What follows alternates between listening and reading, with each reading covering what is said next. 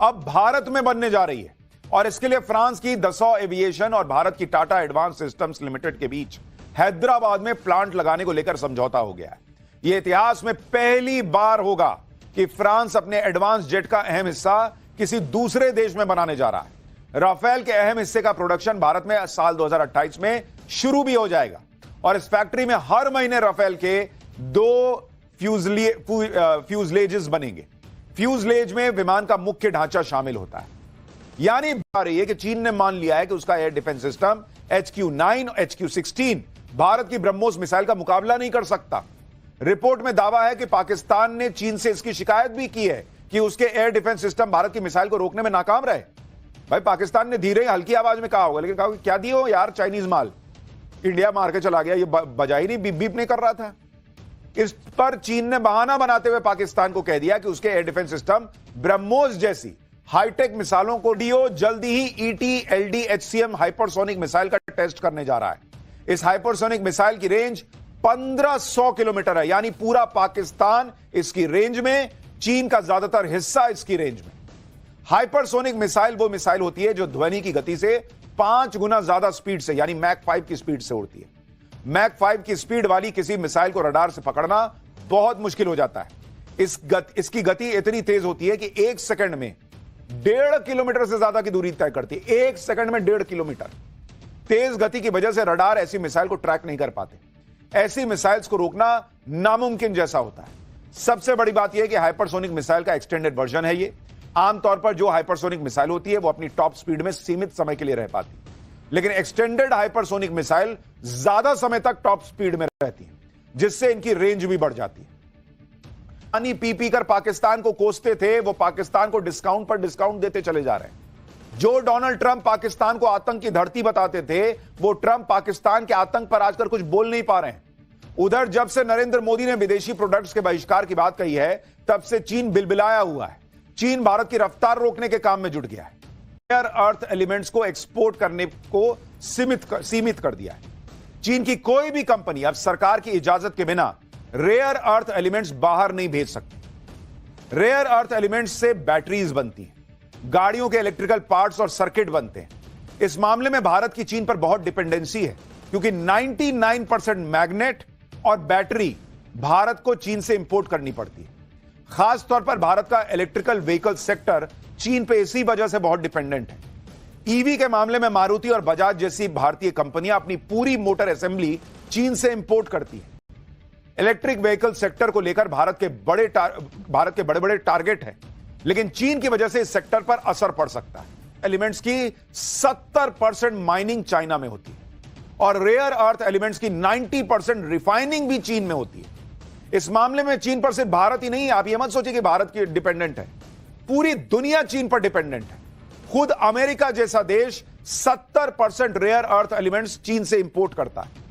America में rare earth elements की सिर्फ एक माइन है जिसमें 45,000 टन का उत्पादन होता है, फिर भी अमेरिका के लिए काफी नहीं है। इसी तरह से भारत में 69 लाख टन के करीब रेयर अर्थ एलिमेंट्स का भंडार है, लेकिन सिर्फ 2900 टन की ही माइनिंग हो पाती है। मैन्युफैक्चरिंग को चीन अपनी बड़ी ताकत समझता था, लेकिन भारत ने मैन्युफैक्चरिंग में भी दुनिया में डंका बजा दिया। Global financial service firm JP Morgan की PMI यानी परचेजिंग मैनेजर्स इंडेक्स की रिपोर्ट के मुताबिक मैन्युफैक्चरिंग और सर्विस दोनों सेक्टर की गतिविधियों में भारत टॉप पर बॉस। अप्रैल 2025 में भारत का मैन्युफैक्चरिंग PMI 58.2 था, जबकि सर्विस सेक्टर में यह 58.7 था। यह नंबर याद रखिएगा, 58 और 58.2 और 58.7। जबकि भारत के मुकाबले चीन के मैन्युफैक्चरिंग सेक्टर का PMI 50.4 है और सर्विस सेक्टर का 49 है। यानी चीन इस मामले में हमसे पीछे है। और किसी भी देश की अर्थव्यवस्था की हालत को देखने के लिए PMI यानी परचेजिंग मैनेजर्स इंडेक्स एक अहम पैमाना होता है। अगर किसी सेक्टर में PMI 50 से ऊपर है, इसका मतलब उस सेक्टर में देश आगे बढ़ रहा है, अच्छा कर रहा है।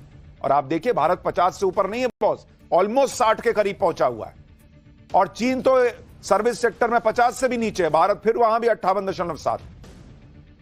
यानी चीन को दिख रहा है कि भारत पाकिस्तान को कैसे मार रहा है, यह दुनिया देखकर वाहवाही कर रही है। चीन को दिख रहा है कि चीन से लोग उठ के, कंपनियां उठ के भारत आ रही। चीन को दिख रहा है कि भारत जो है वो मैन्युफैक्चरिंग हब बनने के लिए जबरदस्त तेजी से आगे बढ़ने का प्रयास कर रहा है और चीन को समझ में आ रहा है कि इस भारत को लंगड़ी नहीं लगाई तो बहुत दिक्कत हो जाएगी। लेकिन भारत क्या करेगा ये आगे बताऊंगा। ये दुनिया मान रही है कि भविष्य भारत का है। आप देखिए कि ग्लोबल इक्विपमेंट और सर्विसेज कंपनी सीएनएच ने भी भारत के चमकते हुए फ्यूचर की भविष्यवाणी कर दी। सीएनएच के मुताबिक मैन्युफैक्चरिंग सेक्टर में इस्तेमाल होने वाले हेवी इक्विपमेंट जैसे लोडर्स, कंपैक्टर्स, ये सब चीन के मुकाबले भारत में काफी सस्ते हैं और अमेरिका की तरफ से रेसिप्रोकल टैरिफ की वजह से भारतीय कंपनियों को इस सेक्टर में फायदा होगा। सीएनएच के मुताबिक भारत जिस प्रोएक्टिव अप्रोच से अमेरिका के साथ ट्रेड डील कर रहा है उसका फायदा भारतीय कंपनियों को होगा। सीएनएच ने यह भी बताया कि उसके 50% कंस्ट्रक्शन इक्विपमेंट भारत में बनते हैं और उसे 100 देशों में एक्सपोर्ट किया जाता है, जिससे अमेरिका और यूरोप के देश भी शामिल हैं। कल ही नरेंद्र मोदी जम्मू कश्मीर में चिनाब ब्रिज का उद्घाटन करने जा रहे हैं। यह वो ब्रिज है। यह ब्रिज कोई मामूली ब्रिज नहीं है बॉस, दुनिया का सबसे ऊंचा रेलवे आर्च ब्रिज है। यह ब्रिज अद्भुत इंजीनियरिंग का नमूना है जो भारत ने बनाया है। 1 किलोमीटर 300 मीटर यानी 1.3 किलोमीटर लंबे इस ब्रिज की ऊंचाई चिनाब नदी के तल से 359 मीटर पर। यह ब्रिज एफिल टावर से भी 35 मीटर ऊंचा है। सोचिए कहां बना हुआ है यह ब्रिज। चिनाब ब्रिज को इस तरह से डिजाइन किया गया है कि भूकंप आएगा, तेज हवाएं आएंगी, कोई नहीं, वो कहेगा हट मेरे सामने मत आओ, मुझे हिलाने का प्रयास मत करो। इसको बनाने में कुल 30,000 मीट्रिक टन स्टील का इस्तेमाल हुआ है। करीब 15,000 करोड़ रुपए का खर्च आया है। इस ब्रिज की फाउंडेशन आधे फुटबॉल मैदान के बराबर तो इसका फाउंडेशन है बॉस। यह है नया भारत, अद्भुत काम कर रहा है भारत। इसीलिए चीन से लेकर अमेरिका तक अलबलाए हुए। और एक तरफ चीन की पोल भारत ने खोल दी है कि इस आदेश में ट्रंप ने 12 देशों के नागरिकों के अमेरिका में घुसने पर रोक लगा दी कि कोई हमारे यहां मत आना इन 12 देशों से। कौन कौन 12 देश है भाई? Afghanistan, Myanmar, Chad, Republic of Congo, Eritrea, Haiti, Iran, Libya, Somalia, Sudan, Equatorial Guinea और यमन।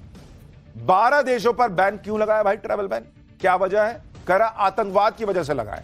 इन 12 देशों में ऐसे कई देश हैं जो अमेरिका के मुताबिक आतंकी गतिविधियों में शामिल रहते हैं या फिर आतंकवाद का समर्थन करते हैं। इसलिए उसने कहा कि इन 12 देशों से कोई भाई हाफिज सईद कहां? पाकिस्तान में। मसूद अजहर कहां? पाकिस्तान में। दाऊद इब्राहिम कहां? पाकिस्तान में। वो सैफुल्लाह कहां? पाकिस्तान में। कई इंटरनेशनल आतंकी कहां पल रहे हैं? पाकिस्तान में। यहां तक कि अमेरिका को सबसे बड़ी चोट देने वाला मोस्ट वांटेड आतंकी कहां मराया था? ओसामा बिन लादेन कहां मारा था अमेरिका ने उसको? भाई वही पाकिस्तान में घुस के मारा था, वहीं छुपा हुआ था वो। ये ट्रंप को नहीं दिख रहा है, नहीं समझ में आ रहा है उसको। सब समझ में आ रहा है, लेकिन ये सब लोग मिलके भीतर घुनने भारत के खिलाफ ये सब साजिश कर रहे हैं कि पाकिस्तान